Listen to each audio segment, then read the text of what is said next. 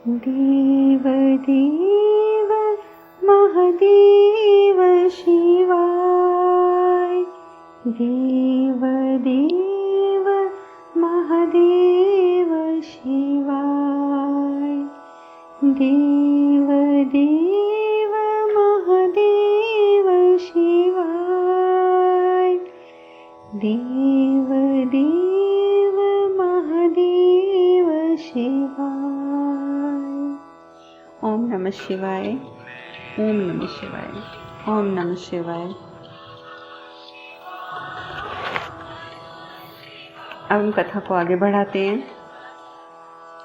कल हमने कथा में विश्राम लिया था कि किस प्रकार से सती के दोनों तरफ भगवान शिव खड़े हैं और वो समझ नहीं पा रही कि उसे किधर जाना है। वो सामने देखती है तो भगवान शिव, पीछे पलट के देखती है तो भगवान शिव, और दोनों तरफ शिव को देखकर वो समझ नहीं पाती कि मैंने क्या करना है। एक तरफ से शिव बुलाते हैं, आओ सती, क्या सोच रही हो। वो एक कदम आगे बढ़ाती हैं तो दूसरी तरफ से आवाज आती है, आओ सती, कहाँ जा रही हो, मैं तुम्हारा शिव हूं, इधर आओ। सती बहुत परेशान। फिर एक जो शिव होती हैं वो बार बार बुलाती है, नहीं सती, मैं ही तुम्हारा शिव हूं, क्या सोच रही हो तुम, आओ मेरे पास आओ, इधर आओ सती। और जैसे सती कदम आगे बढ़ाते हुए भगवान शिव के पास पहुंचती हैं तो अचानक सती माता की नज़र शिव की आंखों में टिक जाती है। और जैसे ही वो आंखों में देखती है, वो हाथ, जैसे भगवान शिव ने हाथ आगे बढ़ाया हुआ है कि सती आओ मेरे साथ चलो, तो अपना हाथ आगे बढ़ाने लगती है, लेकिन देखती हैं कि उनकी आंखों में, और आंखों में उससे सती माता को क्रोध नजर आता है। और जब सती माता को क्रोध नजर आता है तो वो पहचान जाती हैं कि नहीं, आप मेरे शिव नहीं हैं, आप मेरे शिव नहीं हैं। और वो पलट के देखती है दूसरी तरफ और दौड़कर शिव के पास जाती है, और जैसे ही उनकी आंखों में दिखती है तो भगवान शिव की आंखों में वही करुणा का भाव, वही सबके लिए प्रेम का भाव, वह देखते समझ जाती है कि मेरे शिव ही हैं। तो वो बोलती है, मैंने आपको पहचान लिया, मैंने पहचान लिया महादेव आपको, क्योंकि आपकी दृष्टि मेरी आंखों में अमिट छाप छोड़ के गई है, और आपकी दृष्टि को मैं कहीं से भी पहचान सकती हूँ, मैं जानती हूँ कि आप मेरे शिव हैं। और जब सती इस प्रकार की बात करके भगवान शिव के सामने खड़े हो जाती है, दूसरी ओर से जो दूसरे शिव थे वो चित्रासुर होता है, जो चित्रासुर बोल पड़ता है, उचित है सती उचित, तुमने सही पहचाना, तुम्हारे शिव तो वही हैं, मैं तो चित्रासुर हूँ जो तुम्हारा वध करने आया हूँ, और अब मैं तुम्हारा वध करूंगा। और साथ ही कहता है, ताड़कासुर अमर रहे, ये मेरी कामना है। और शिव की दृष्टि जो है जैसे ही वो उस पर पड़ती है, जानकर उस समय शिव चाहते तो पहले ही वो चित्रासुर को उसके असली रूप में ला सकते थे, पर वो नहीं लाए थे, क्योंकि वो जानना चाहते थे कि सती उन्हें पहचान पाती हैं या नहीं पहचान पाती। और अब जब सती ने अपने शिव को पहचान ही लिया तो वो अपनी एक दृष्टि डालते हैं चित्रासुर के ऊपर, और चित्रासुर अपने असली रूप में प्रकट हो जाता है, असली रूप में प्रकट हो जाता है बिल्कुल वो। उसी समय भगवान शिव अपना त्रिशूल ऊपर करते हैं, उनका त्रिशूल जो है वो एक तलवार का रूप ले लेता है, एक तेज धार वाली तलवार का, और वो अपनी तलवार को उछाल कर फेंकते हैं जोर से, और चित्रासुर की गर्दन जो है वो कट के अलग गिरती है। और जब चित्रासुर की गर्दन अलग कट के गिरती है तो उसमें से जो खून का फवारा निकलता है वो भगवान शिव के चेहरे के ऊपर। सती घबरा जाती है, घबरा जाती है, तो उसी समय वो जो तलवार थी वो दोबारा त्रिशूल बन जाती है। और जब त्रिशूल बन जाती है तो शिव जो हैं अपनी आंखें बंद करते हैं, अपने हाथों से अपने चेहरे को साफ करते हैं, और उनके चेहरे पर फिर वही सौम्यता, वही प्रेम, वही करुणा का भाव, और वही हाथ में त्रिशूल। उधर ताड़कासुर को जब ये एहसास हो जाता है कि वो मर गया तो नहीं नहीं नहीं, चित्रासुर का वध नहीं हो सकता, अब ये निर्णय होके रहेगा। और ये निर्णय कैसे होगा कि मैं स्वर्ग पर आक्रमण करूंगा और स्वर्ग को अपने वश में कर लूंगा, स्वर्ग पर मैं राज करूंगा। और अब भगवान शिव ये नहीं समझ पा रहे कि उन्होंने मुझे अभय दान देकर अपने ही विनाश का बीजारोपण कर लिया है और अब मैं देवताओं को हरा के रहूंगा और स्वर्ग पर विजय प्राप्त करके रहूंगा। उधर ताड़कासुर इस घटना के बाद कि चित्रासुर का वध हो गया वो ये घोषणा कर देता है। उधर सती वो घबराई हुई खड़ी है अभी तक। तो शिव पूछते हैं कि सती इतनी भयभीत क्यों, इतना घबरा क्यों रही हो? तो सती कहती है कि मैंने आपका ये विकराल रूप कभी नहीं देखा था, कभी नहीं देखा था, मैंने तो इसकी कल्पना भी नहीं करी थी। तो शिव कहते हैं कि सती तुम स्वयं आदि शक्ति हो और तुम स्वयं आदि शक्ति होकर शिव के विभत्स रूप को देखकर डर गई। शिव के विभत्स रूप से तुम भयभीत हो गई। तुम्हारा भय का कारण तुम्हारी अज्ञानता है सती, सिर्फ अज्ञानता। क्योंकि जहां ज्ञान होता है वहां भय नहीं होता। ये बहुत बड़ी बात है, ये हम सबको भी समझनी चाहिए कि हम कहते हैं हम इस चीज से डर गए, हम उस चीज से डर गए। अज्ञानता का एकमात्र कारण होता है, भय का एकमात्र कारण होता है और वो होती है सिर्फ अज्ञानता। जिस दिन हमें ज्ञान प्राप्त हो जाता है उस दिन हमारे अंदर किसी प्रकार का भय नहीं रहता, क्योंकि भगवान शिव ने स्वयं कहा है कि जहाँ पर ज्ञान होता है वहाँ पर भय का वास नहीं होता है। तो सती तुम्हारी अज्ञानता तुम्हारे भय का कारण है।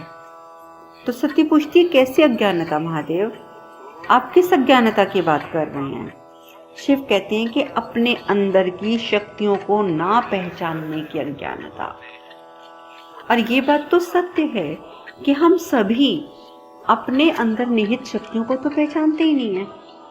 और जब हम अपने अंदर की शक्तियों को नहीं पहचानते, इसीलिए हम बात बात पे कमजोर पड़ जाते हैं, इसीलिए हमें बात बात पे भय सताता है, इसीलिए हमारे कार्य पूर्ण नहीं होते हैं, क्योंकि हम अपने अंदर जो हमारे अंदर शक्तियां निहित हैं उनसे हम अनभिज्ञ हैं। और जिस दिन हमारा स्वयं से साक्षात्कार हो जाता है, जिस दिन हम स्वयं को पहचान जाते हैं कि हम कौन हैं, क्योंकि हम भी तो भगवान का एक अंश हैं। भगवान कृष्ण में तो यही कहते हैं कि you are the parcels of God, part and parcel of God. तो जब भगवान का हम अंश हैं, भगवान का भेजा हुआ, भगवान का स्वयं का अंश है, तो हम में तो अनेकों शक्तियां निहित हैं, लेकिन हम अपनी शक्तियों से पहचान नहीं है, हमें उनके साथ अभी साक्षात्कार नहीं हुआ है, इसीलिए हम अपने आप को कमजोर समझते हैं और भयभीत रहते हैं। तो भगवान शिव यही बात सती को समझाते हैं कि हाँ सती, आदि शक्ति होने की आत्मानुभूति तुम्हें अभी नहीं हुई है, और जिस दिन तुम्हें ये आत्मानुभूति हो जाएगी कि तुम आदि शक्ति हो, तो तुम्हें ये सांसारिक बातें जो हैं बहुत छोटी लगेंगी और तुम इन सब बातों से बहुत ऊपर उठ जाओगी। तुम्हें ये भय नहीं लगेगा और तुम मेरी बात करती हो। मैं शिव हूँ सती, शिव, और संहार करना शिव का दायित्व है।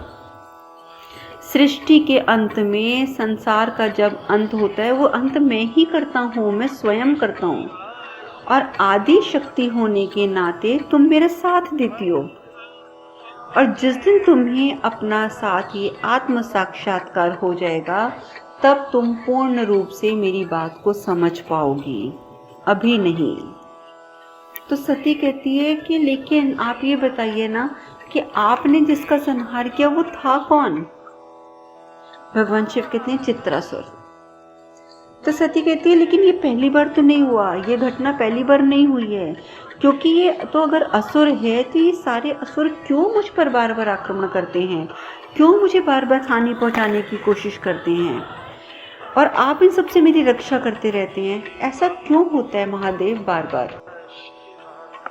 भगवान शिव कहते हैं क्योंकि ये सब जो असुर है ना, ये ताड़कासुर के असुर हैं, और ताड़कासुर ही इन्हें भेजता है तुम्हें मारने के लिए, क्योंकि वो तुम्हें मारना चाहता है।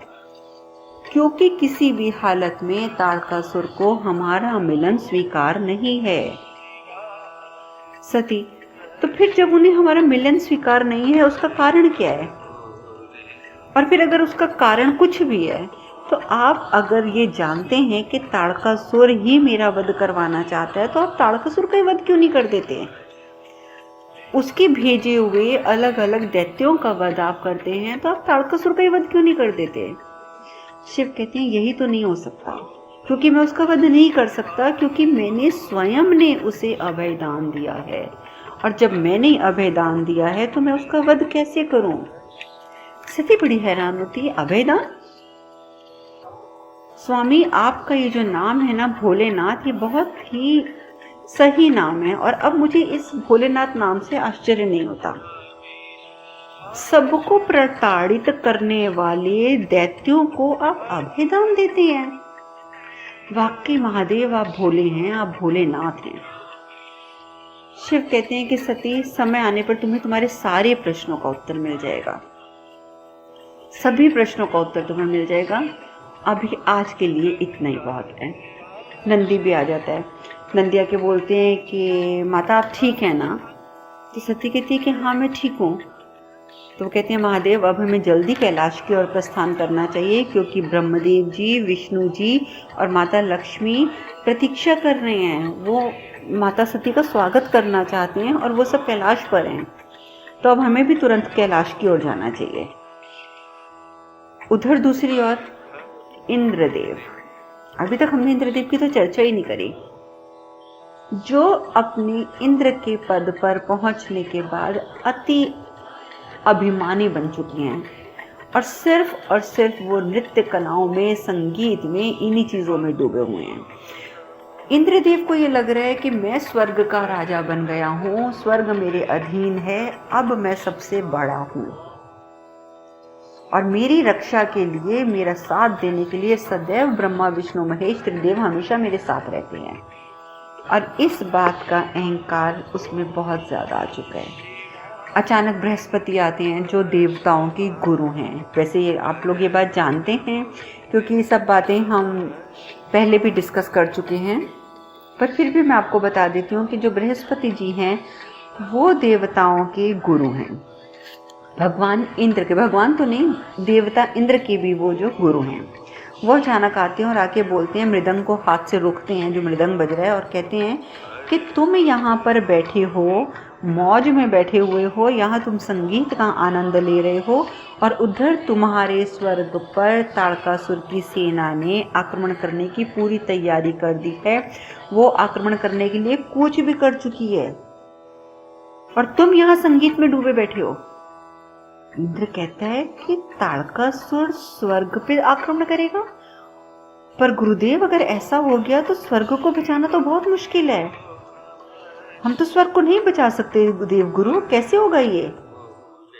तो बृहस्पति बोलते हैं यही तो चिंता का विषय है, ये तो तुम्हें भी याद रखना चाहिए कि स्वयं शिव ने तो उसे अभय दान दिया हुआ है, तो हम तो उससे कदाचित झगड़ा कर ही नहीं सकते, युद्ध कर ही नहीं सकते, क्योंकि अगर हम युद्ध करेंगे भी तो हमें तो वो पराजित कर देगा, क्योंकि हम उसे मार ही नहीं सकते, और जिसको हम मार ही नहीं सकते तो उससे जीतेंगे कैसे?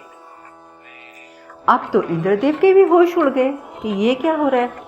अगर तारकासुर ने यहाँ पर आक्रमण कर दिया, हमारा तो देवलोक चला जाएगा, स्वर्गलोक चला जाएगा, तो हम देवता जाएंगे कहाँ? अब इधर देवता भी परेशान, इंद्रदेव और बृहस्पति गुरु भी परेशान, और उधर भगवान शिव कैलाश पहुंच जाते हैं माता सती को लेके।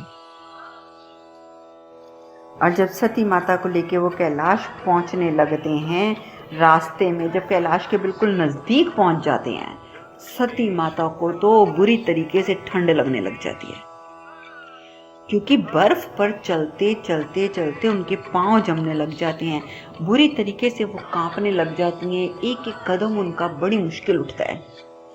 तो नंदी कहते हैं कि प्रभु, माता को बहुत कष्ट हो रहा है, प्रभु अगर आप कहो तो मैं अश्व का रूप धारण कर लूँ, माता मेरी पीठ पर बैठ जाएंगी और मैं उनको ले चलूँगा कैलाश तक। देखिए प्रभु, कैलाश ज़्यादा दूर तो नहीं है, लेकिन प्रभु माता से और नहीं चला जाएगा, वो बहुत कष्ट में है, क्या मैं अश्व बन जाऊं? शिव कहते नहीं नंदी, नहीं, बिल्कुल नहीं। अब ये हिमखंड सती का निवास स्थान है, और इसके लिए सती को अब अभ्यस्त होना पड़ेगा। तो जो प्रेत होते हैं ना, ये बात सुनते हैं प्रेतगण भी, क्योंकि अब वो कैलाश की सीमा में आ चुके हैं, कैलाश के पास पहुंच गए हैं तो वहां पर तो प्रेतगण भी आ गए। अब प्रेतगण क्या करते हैं, सारे प्रेतगण जमीन पर ना लेट जाते हैं और बोलते हैं कि माता ठीक है, भगवान अगर प्रभु चाहते हैं ना कि नंदी अश्व ना बने तो कोई बात नहीं, हम सब लेटे रहेंगे, आप हिम पर पैर मत रखिए, आप बर्फ पर पैर मत रखिए। क्योंकि जबकि सती माता ने तो वो जो रानी महारानियों की जैसी जूतियां होती थी वैसी जूतियां तो उन्होंने पहनी हुई थी अपने पैरों में, लेकिन वो तो बहुत पतली पतली सी और नाजुक नाजुक सी चीज़ें होती हैं। तो वो जो प्रेतगण होते हैं ना वो सब लेट जाते हैं बर्फ के ऊपर, कहते हैं माता आप हिम पर पाँव मत रखिए, आप हमारे पर पाँव रख रख कर चलिए, आप हम पर पाँव रख लीजिए, हम आगे आगे होकर लेटते जाएंगे, आप हम पे पाँव रखते जाइए, हम आपसे विनती करते हैं माता आप ऐसे मत चलिए। तो सती एकदम पाँव पीछे कर लेती है, नहीं नहीं नहीं नहीं, आप ही क्या कह रहे हैं, और आपने सुना नहीं महादेव ने क्या कहा है कि ये हिमखंड अब मेरा निवास स्थान है, सो मुझे तो अब अभ्यस्त होना ही पड़ेगा। अगर मैं बर्फ से घबराऊंगी, इस हिम से घबराऊंगी, तो मैं यहाँ प्रभु के साथ निवास कैसे करूंगी।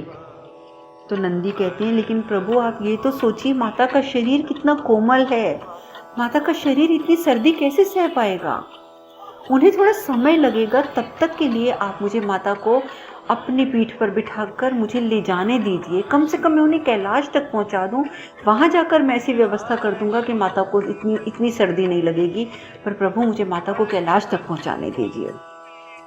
शिव कहते हैं नहीं सती, नहीं नंदी नहीं, प्रकृति का प्रभाव जो है वो हमारे इस नश्वर शरीर पर पड़ता है, हमारे मन पर पड़ता है, और प्रकृति जो है वो अपना प्रभाव डालती भी जरूर है।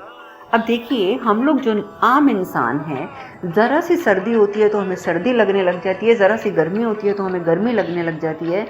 गर्मी और सर्दी किसको लग रही है, हमारी आत्मा को नहीं लग रही है, हमारे इस नश्वर शरीर को लग रही है, हमारा ये मन जो है वो इसे महसूस कर पा रहा है, और हमारे शरीर को ये चीज़ें लगती हैं, इसलिए प्रकृति ये चीज़ें हमारे पर प्रभाव डालती है, पर हमारी आत्मा पर इसका कोई प्रभाव नहीं पड़ता है। हमारी आत्मा में इतनी शक्ति होती है कि वो प्रकृति के अनुसार हमारे शरीर को भी ढाल सकती है।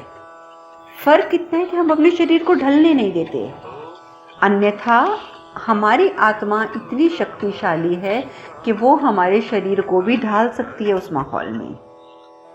और मुझे पूर्ण विश्वास है, शिव कहते हैं मुझे पूर्ण विश्वास है कि सती शीघ्र ही प्रकृति के अनुकूल अपने इस शरीर को ढालने में कामयाब हो जाएगी, सफल हो जाएगी।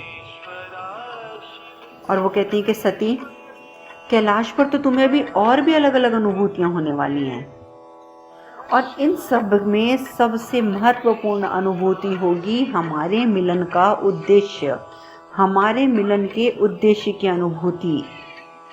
और शिव मुस्कुरा देते हैं ये बात कहकर कि ये सब चीज़ें तुम्हें अनुभूतियाँ होंगी और ये सब तुम्हें समझना भी होगा सती, तो तुम खुद चलो और खुद चलकर कैलाश तक पहुँचो, तुम्हें किसी की सहायता की ज़रूरत नहीं है। तुम्हें थोड़ी देर तकलीफ ज़रूर होगी लेकिन सब ठीक हो जाएगा, सब कुछ ठीक हो जाएगा। उधर दूसरी ओर दक्ष प्रजापति बैठा हुआ है, बैठे हुए भी उसे वही पुरानी बातें याद आ रही हैं। शिव ने ये कहा, शिव ने वो कहा, शिव ने ऐसे किया, शिव ने वैसे किया, शिव के साथ सती ने क्यों विवाह कर लिया, क्यों मेरे विरुद्ध चली गई, मेरी पुत्री मुझसे छिन गई, मैं सती को भी माफ़ नहीं करूँगा, शिव से तो मैं उसके षड्यंत्र का बदला लूँगा ही लूँगा, शिव को मैं ऐसे कर दूँगा वैसे कर दूँगा। बहुत बातें उसके दिमाग में घूम रही हैं। उधर से प्रसूति आ जाती है। प्रसूति आके कहती है कि स्वामी हमारे सारे दायित्व पूरे हो गए हैं, सती हमारी सबसे छोटी पुत्री थी, अब तो हमने उसका भी विवाह कर दिया है। अब मुझे लगता है कि ये बहुत उचित समय है, बहुत उचित समय कि हम लोग अब वानप्रस्थ आश्रम की ओर प्रवेश कर लें, क्योंकि मुझे लगता है कि अब हमारा जो अगला यज्ञ होगा वो हमारे वानप्रस्थ में प्रवेश करने का यज्ञ ही होगा, और अब हम दोनों को प्रवेश कर लेना चाहिए। तो दक्ष कहता है कि वानप्रस्थ आश्रम में प्रवेश का एक नियम है कि आपके निर्धारित लक्ष्य सारे आपको प्राप्त हो चुके हों। क्योंकि जैसे मैं आपको बार बार बता रही हूँ कि हमारी जो नियमावली है, हमारी जो नियम संहिता है, वो दक्ष की बनाई हुई है। और दक्ष की नियमावली ये कहती है कि वानप्रस्थ आश्रम में वही प्रवेश कर सकता है जब वो इंसान अपने द्वारा निर्धारित लक्ष्य को पूरा कर चुका हो, प्राप्त कर चुका हो। और दक्ष कहते हैं कि मेरा अभी अगला यज्ञ तो तब होगा, अगला यज्ञ उस समय होगा, उस प्रयोजन पर होगा जब मैं शिव से प्रतिशोध ले लूँगा, और ये मेरा लक्ष्य है। और शिव से प्रतिशोध लेना अगर मेरा लक्ष्य है तो वो लक्ष्य तो अभी पूर्ण नहीं हुआ है। तो इसलिए जब मेरा ये लक्ष्य पूर्ण हो जाएगा, जब मेरे लक्ष्य की प्राप्ति हो जाएगी, तब हम अब अगला यज्ञ करेंगे। और प्रसूति जो है वो हैरान हो जाती है, हैरान। और सिर्फ वो हैरान ही नहीं होती है, वो क्रोधित भी हो जाती है, क्रोधित भी हो जाती है और कहती है कि स्वामी इतना याद रखिएगा कि देवताओं और मनुष्यों के युद्ध में विनाश केवल मनुष्यों का होता है, केवल मनुष्यों का। अब आगे क्या चर्चा चलती है ये बात हम कल करेंगे। आज हम यहीं विश्राम लेते हैं। हरे कृष्ण कृष्ण कृष्ण हरे हरे, हरे राम राम राम हरे हरे। आप सब खुश रहें, सुखी रहें, स्वस्थ रहें। हरे कृष्णा। ओम नमः शिवाय, ओम नमः शिवाय, ओम नमः शिवाय।